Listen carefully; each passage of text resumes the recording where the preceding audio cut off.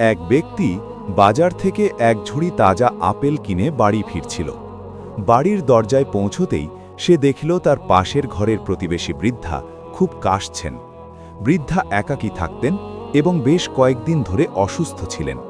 ব্যক্তিটি ভাবল, আমার ঘরে তো অনেক খাবার আছে, কিন্তু এই বৃদ্ধা হয়তো আজ কিছুই খাননি। সে ঝুড়ি থেকে সবচেয়ে বড় এবং সুন্দর কিছু আপেল আলাদা করে একটি পাত্রে নিল। এরপর সে বৃদ্ধার দরজায় টোকা দিল এবং পরম মমতায় আপেলগুলো তাকে দিয়ে এলো।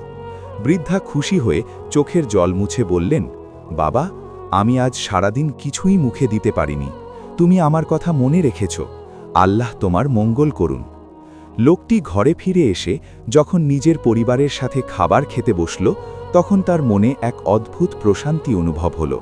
সে বুঝতে পারল, নিজের পেট ভরে খাওয়ার চেয়ে ক্ষুধার্ত প্রতিবেশীকে খাওয়ানোর তৃপ্তি অনেক বেশি।